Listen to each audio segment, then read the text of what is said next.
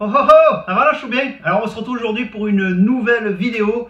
Comme vous avez vu dans le titre, quelle moto choisir pour cette saison 2021? Comme vous avez pu le voir, les dates du championnat de France sont sorties. Donc normalement on devrait avoir des courses l'année prochaine. Donc là il est temps de se poser la question, est-ce qu'on change? Est-ce qu'on change pas? Est-ce qu'on change de cylindrée? Est-ce qu'on change de marque? Voilà, toutes les questions qu'on se pose toujours en fin de saison, savoir sur quelle moto je vais rouler l'année prochaine. Allez, c'est parti! Alors, si vous aussi vous posez cette question, n'hésitez pas à mettre un petit pouce bleu sur la vidéo. Et puis, voilà, on va regarder ensemble ce qu'on va faire pour cette année 2021. On est là, on a le choix entre 2 temps et 4 temps. Déjà. Donc, moi j'ai plus tendance à rouler sur du 2 temps. Voilà. Le 4 temps, un 4 temps bien réglé, tu vois, par exemple, je sais pas moi, le 3,5 que j'avais essayé de Guillaume Porte, il était une tuerie parce que il avait joué sur l'inertie, tout ça, il avait modifié des choses qui faisaient que la moto était hyper facile et n'avait quasiment pas de frein moteur, comme si que je roulais en 2 temps, donc ça m'avait pas du tout surpris. Ce qui me gênait un peu plus à l'époque sur le 4 temps, quand j'y ai roulé en 2017, c'était aussi le fait que la fourche s'enfonce un peu plus de l'avant et j'étais plus sur les poignets. Voilà, après, on ne sait pas. Franchement, là, je suis indécis. Donc là, il y a ce choix 2 temps, 4 temps. Et puis, il y a le choix de la marque. Le choix de la marque, avec cette année, beaucoup de choix de marque. On a, bien entendu, la Husqvarna. La Husky, que vous connaissez, que je connais, et qui est une valeur sûre. On a la Beta. La Beta qui, en 2020, ont fait de sacrés, je vais y arriver, de sacrés changements. Et ce sont de super motos avec des moteurs très forts et tout. Vraiment, il y a du matos, quoi. Quand on prend la partie, les racing, les factories un peu, ouais, il y a la fourche Kayaba et tout, c'est vraiment pas mal. Après, on a la Sherco. Donc la Sherco qui, pareil, en côté factory, a aussi des fourches Kayaba, tout ça.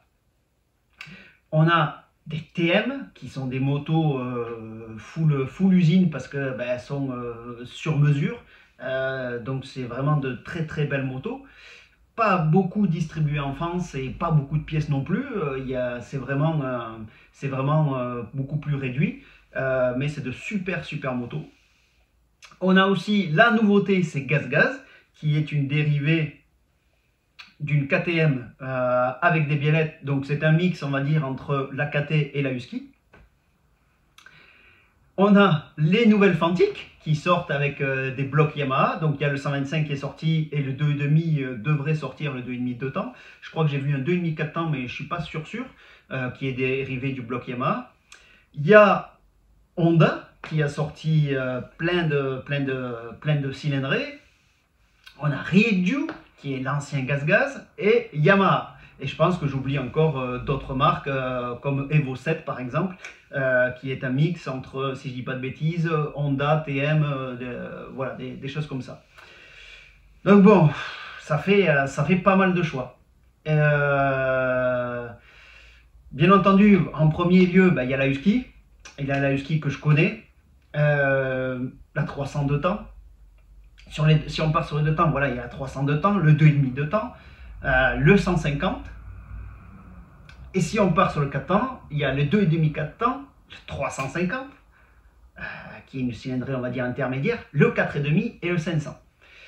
Bon, le 500, c'est très agréable à rouler, j'adore ça, mais malheureusement, voilà, c'est assez lourd en franchissement et tout ça, donc voilà, c'est dommage, c'est assez compliqué. Mais j'adore le pilotage du 500 parce que c'est vraiment posé et on n'a pas besoin de trop descendre de rapport, tout ça. C'est quelque chose qui me plaît beaucoup.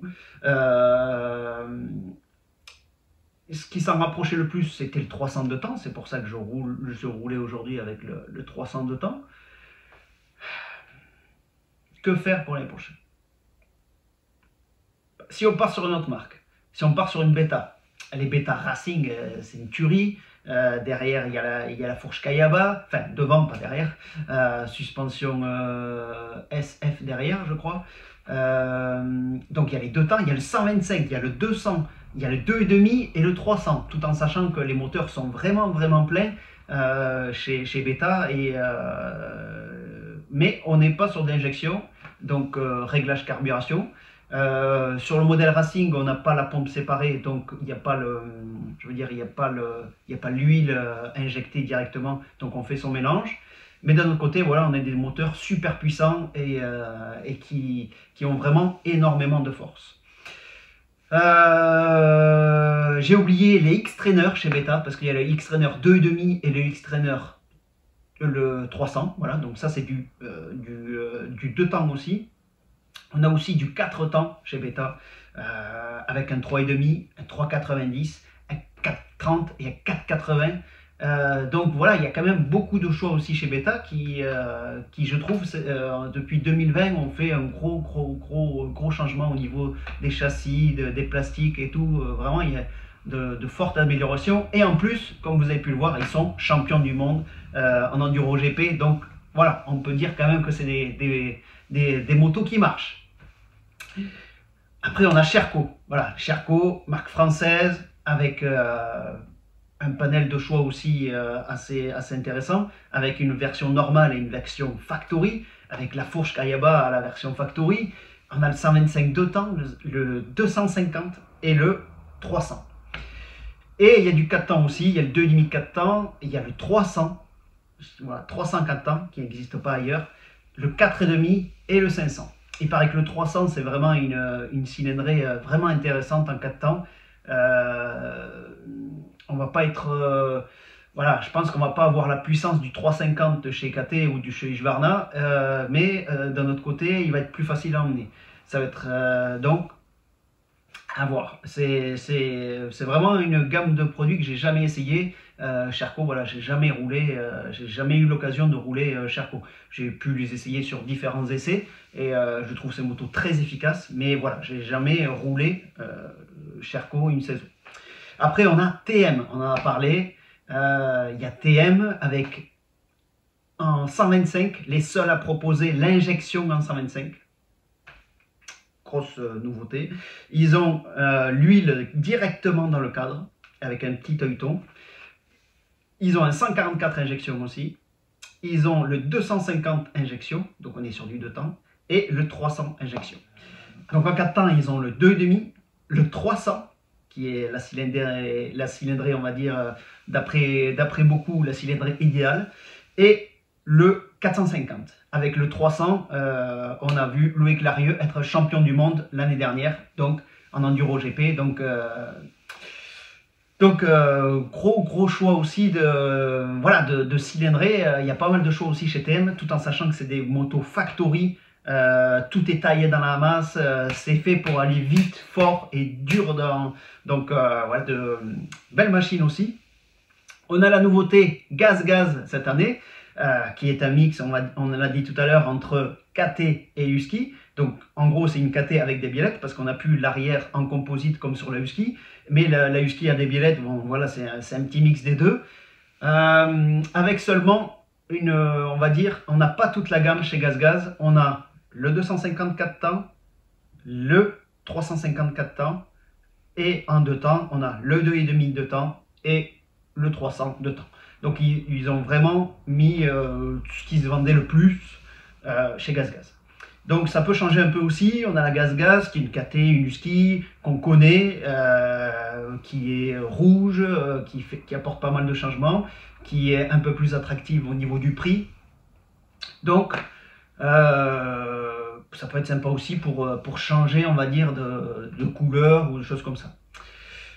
Après, il y a Fantic, sur lequel j'avais failli rouler quand j'étais jeune. Quand j'ai commencé, on m'a proposé de rouler sur un Caballero 125 4 temps, à l'époque où il y avait le championnat 4 temps, le championnat de France.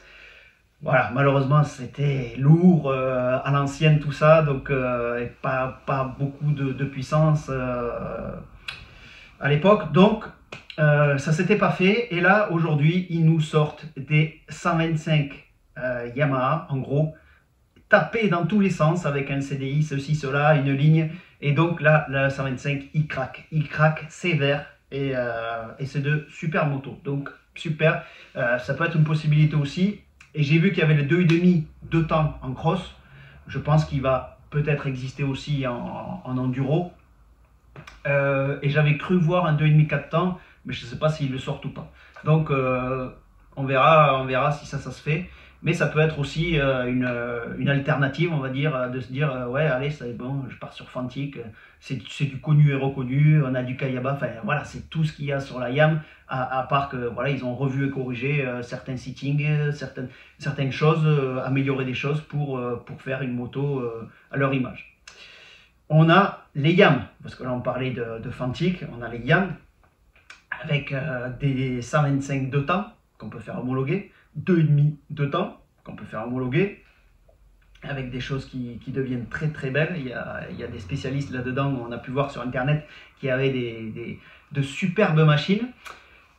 Et puis il y a les enduros, donc WRF et la 2,5 WRF et la 450 WRF. Donc voilà, il y a la possibilité YAM aussi, qui est des motos japonaises hyper abouties, voilà, qui sont, on va dire, un peu différentes avec leur moteur incliné et tout au niveau des 4 temps. Donc voilà, ça peut apporter certaines choses qu'on ne retrouve pas chez les autres. On avait aussi, on parlait de gaz tout à l'heure, Ridju, qui a racheté les anciens stocks de gaz, donc c'est anciennement gaz, avec un 2,5 et un 300 de temps, et ils font une version pro et racing, donc avec des têtes fourches, des ceci, des cela. Donc une machine assez aboutie, parce que les dernières années des gaz, les machines étaient quand même pas mal du tout même.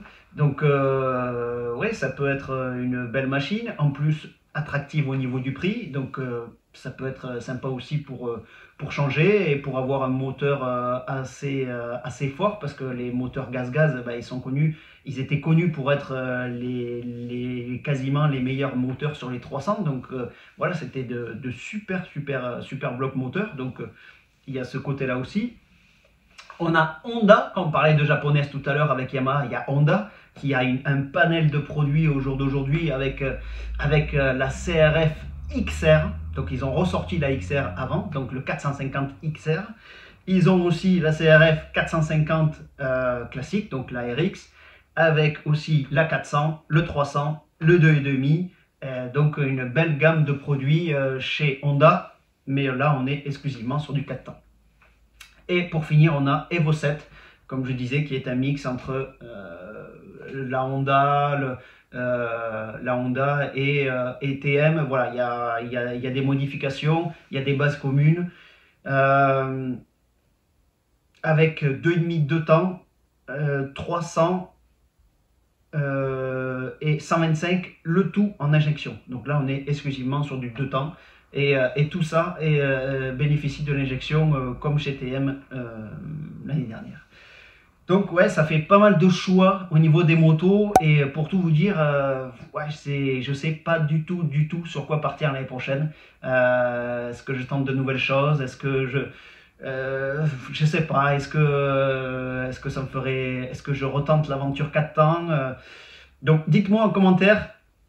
Qu'est-ce que vous, voilà, comment vous le sentez, qu'est-ce que vous verrez pour moi, qu'est-ce que vous verriez, enfin voilà, si vous me voyez sur un 4 temps, plutôt 3,5, plutôt 300, plutôt 2,5 4 temps, mais bon, 2,5 4 temps, il faut pousser un peu les rapports, c'est quand même pas trop mon pilotage, parce que rien que déjà qu'avec le 300, j'ai tendance à passer les rapports un peu tôt. Donc je pense que c'est plutôt 3,5, mais voilà, je suis ouvert à toute proposition, donc n'hésitez pas à le marquer en commentaire, voilà ce que vous en dites. C'est vraiment toujours la question que je me pose. Est-ce que je change? Est-ce que là, comme je connais un peu plus le 300, est-ce que je reste là-dessus pour eux, ou je passe un hiver à mieux rouler avec une autre moto? Voilà, c'est toujours les questions qu'on se dit. Moi, je dis qu'il faut quand même une saison avant de bien rouler avec une moto, mais en même temps, on a toujours cette envie de changement, de tout ça. Et des fois, le changement est bénéfique, des fois, on met trop de temps à s'adapter. Donc voilà, c'est pas évident de faire le choix de tout changer ou de rester sur la même chose. Bon, ben, donc voilà, j'attends vos commentaires, j'y répondrai à chacun, je prendrai en compte tout ça. Peut-être je lancerai peut-être un vote pour voir sur quelle moto vous me voyez. Oui, je pense que sur les réseaux sociaux, on va lancer ça. D'ailleurs, vous pouvez me suivre sur les réseaux sociaux. Donc, Facebook, Instagram, Snapchat, Twitter, Twitch aussi, parce que je fais mes montages vidéo en live sur Twitch. Et bien entendu, la chaîne PXTV. Les gars, c'est très très important. Si vous n'êtes pas abonné, abonnez-vous, mettez la petite cloche. Comme ça, vous avez les vidéos quand elles sortent. Et surtout, on va pouvoir faire des jeux concours. Là, à 3000 abonnés, on n'y est pas loin. Donc, encore merci aux 2700 abonnés. Mais voilà, on n'est pas loin des 3000. À 3000, je vous fais un jeu concours. Vous m'en direz des nouvelles. Vous voyez ce que je veux dire? Non, ça va vous faire plaisir. On va essayer de faire quelque chose de bien. Et là, je vais tout mettre en œuvre pour ça. Donc, vraiment, abonnez-vous si ce n'est pas déjà fait. Parce qu'il y a beaucoup de monde, je vois dans mes statistiques, qui regardent mes vidéos mais qui ne sont pas abonnés. Donc, abonnez-vous, ça prend pas longtemps, c'est hyper rapide et c'est assez simple à faire. Un petit pouce bleu si la vidéo vous a plu. Nous, on se retrouve la semaine prochaine pour une prochaine vidéo. Et puis en attendant, la bise au chat!